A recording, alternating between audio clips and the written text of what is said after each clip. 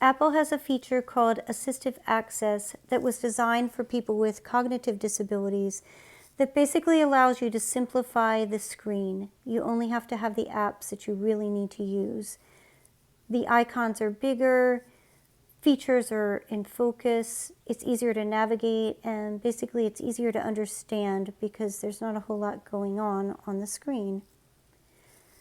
It's supposedly really easy to set up. I actually haven't gone through that process, but I thought we could kind of unpack it together and see what it's all about. So we're going to go to Settings. Settings. And then we're going to go to Accessibility. General. Button. Accessibility. Button.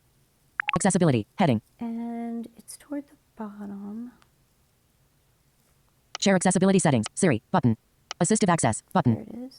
Set up assistive access. Button. All right, I'm going to tap Set up Assistive Access. Set up assistive access. Heading.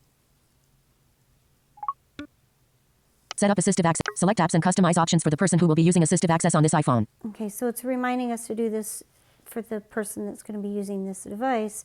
Someone who has this need is probably going to need someone that they trust to help them set this up for them. They're going to need to have access to their password and their Apple ID and so forth. So someone can walk them through and help them figure out what apps they really need on their phone. So I'm going to Continue. Continue. Button. continue. Confirm that the Apple account below belongs to the person who will be the primary user of this device. Apple account. Levine's. Change Apple account. Button. And Continue. Button. is Appearance. Heading. okay, now on the appearance screen, you can either have rows, which is good for text, so my VoiceOver users would want that, or you can have icons, which would be for your more visual people. That's the grid layout. I'm kind of curious how this is going to work for my dad who has Parkinson's, and I think he'd prefer the grid, so I'm going to set it up in that Rows. mode. Button. Selected. Grid. Button. And that's what's selected. Choose how icons and text. Continue. All Button. right, we're going to continue.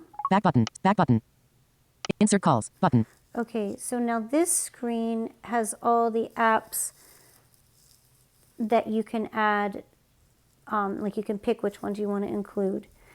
Up at the top, it has ones that have been optimized by Apple to work best with this feature. They've done things like the back button is always in the same place. It's at the bottom. Just certain things that they've done to already sort of simplify the apps even when they're loaded. So I'm gonna, and then there's a plus sign, or for VoiceOver it says insert. Insert camera. Insert calls. So Button. I do think you'd want to be able to do calls. I'm gonna insert Cancel. that one, Calls. or Heading. add that one. Select which contacts to make and receive calls from using this iPhone. Okay, so you can either pick favorites that you add to the list, or you can do contacts. Personal data. You can register your phone. Receive calls. Favorites. Selected. Contacts. Anyone. Or anyone. I'm going to leave it for contacts. Make calls to. Heading.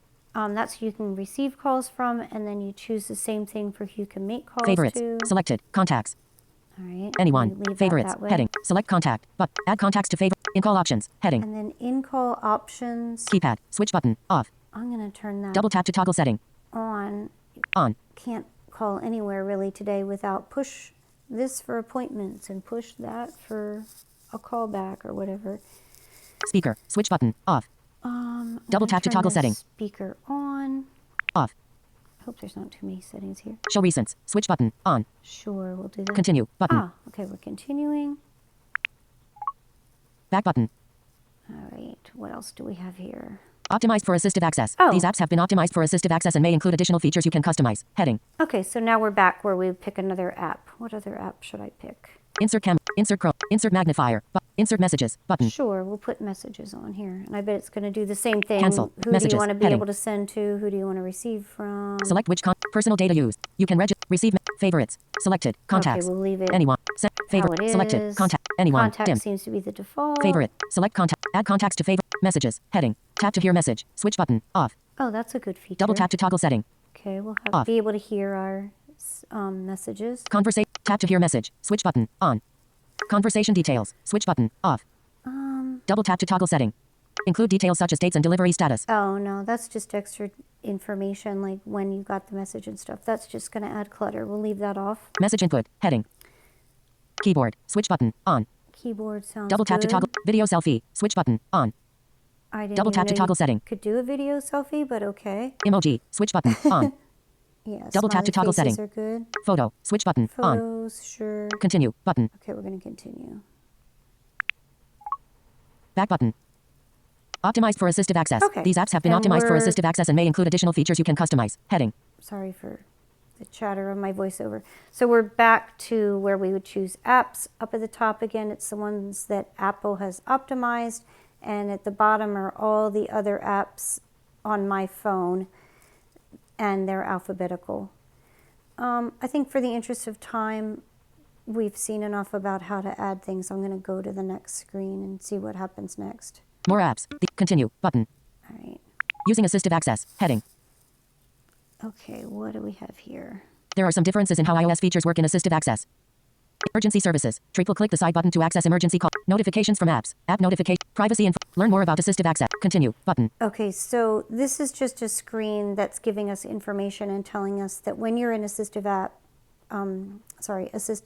access, certain things will act differently. Like you're not going to have all the same privacy alerts. You're not going to get the same notification alerts, and that you would triple click your side button to get emergencies. So this is just an informational screen. Learn more. Continue. Button. I'm going to continue.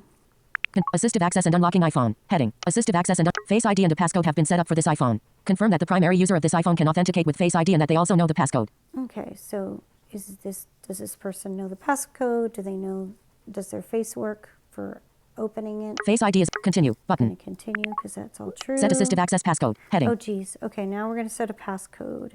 1, I'm just going 2, to do the worst 3, passcode ever. 4.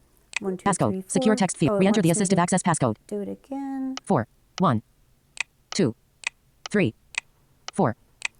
Get help if you forget your assistive access passcode. Heading. I probably need that. I'm always forgot password. Let's see. What's here? An Apple account can be used to exit assistive access if you ever forget your assistive access passcode.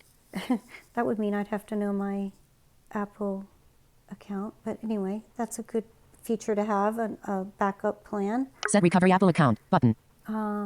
Not now. Button. I'm going to do that later because I probably would have to enter my password and all that. But that is good to know that's an option. I think that's a good idea to do that. Not now. Exiting assistive access. Heading. Okay. Where are we now? Exiting assistive access. Triple click the side button. Then enter the assistive access passcode to turn off assistive access. Okay, so this is informational again. When you're in assistive access, you triple click to get out of it. And then you'd have to enter the passcode. And you can get into it through settings. You can also set that up for a shortcut to start it. Continue. Button. All right, we're going to continue. Assistive access is ready to use. Heading. Okay, it's ready to use.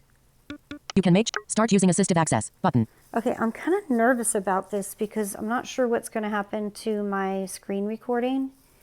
I have a feeling that when it reconfigures this, it's going to wipe that out. So I might wipe you out. I don't know what's going to happen here. It did say, when I was reading about it, it did say that when you start it, the screen will go black and it might take a couple minutes to load. So if you're doing this, don't panic, like, oh my gosh, what'd I do to my phone? I ruined it. It will come back. Okay. You can start using assistive access. I guess we'll button. see what happens here. Back button. Enter assistive access passcode. Oh, of course. I still have to enter the passcode. 1, All right. This might wipe you guys 2, out. We'll see what happens. I'll hopefully find you afterwards.